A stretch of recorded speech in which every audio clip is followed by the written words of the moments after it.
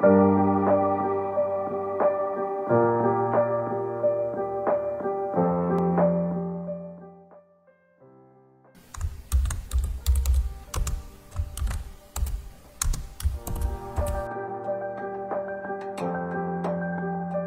project is a European Union funded UNDP implemented project. It's very much about trying to help as best we can the rural communities of Papua New Guinea. The project's focus in Enga Province. Certainly we work with national authorities like the Climate Change Development Authority and clearly with the Enga Provincial Government. The objective of the project is to try and to produce more and better agricultural produce from the same amount of land. This is why it's the Sustainable Land Use project. It's very much about looking to improve the livelihoods of rural communities, the people on the ground, in a way that's sustainable and helps them adapt to the changes being brought through climate change and other such challenges.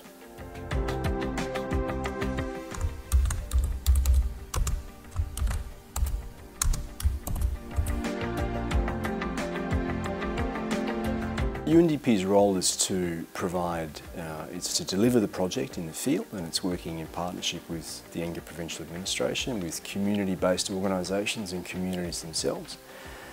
We provide technical assistance and expertise to help farmers and rural communities, in particular women. We work with community-based organisations to provide seed funding to help them expand their businesses. And we provide advice on how they can come together to access markets and link them up with the private sector to give them opportunities to sell their produce.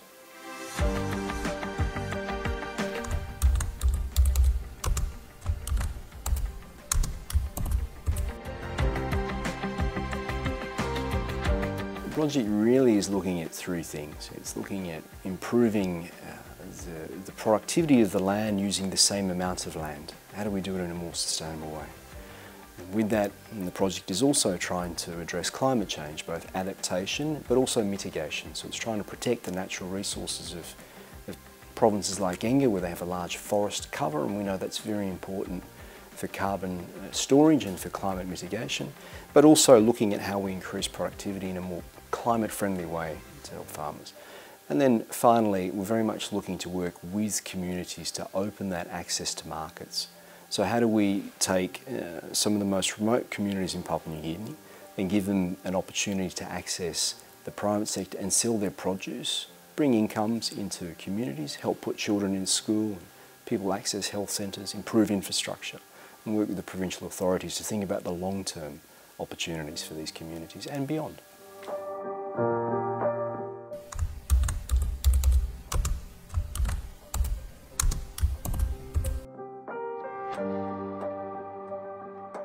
Fundamentally, the project aims to improve the livelihoods of people. And we know in Papua New Guinea this is a very important question.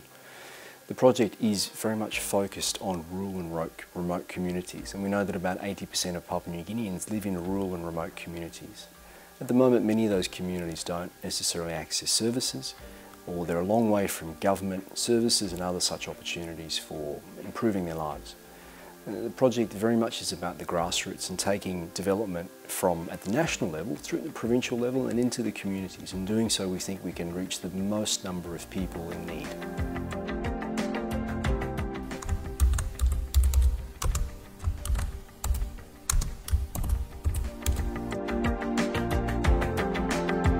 There's probably fewer questions of national importance that Papua New Guinea must address than climate change. And when you look at the impacts of climate change, particularly changing weather patterns, and the reality that many people, in fact about 80% of Papua New Guineans in some way rely on agriculture, either for subsistence, for food, for income, or a combination of the both. So we know that the impacts of climate change and agriculture are very direct and very immediate. Projects like this are looking to try and build that resilience with communities. It's a long-term endeavour, but the truth of it is that we have to start somewhere. And the best place that we think to start is at the grassroots, with the people, with the communities, with the provincial administrations, and working in close partnership with the European Union, with the national government through the Climate Change Development Authority, the Conservation Environment Protection Authority, with the provincial government, with the local level governments. I think it's a really good place to start. But ultimately, this is very much about doing the greatest amount of good we can in addressing climate change, protecting biodiversity, taking pressure off communities to give them greater access to opportunities.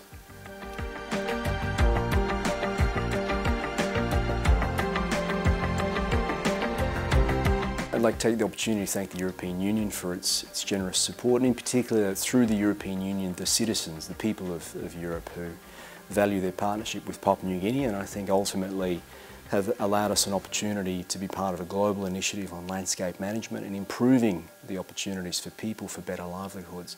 So I'd like to thank the European Union for its continuing support and certainly its partnership with UNDP as well.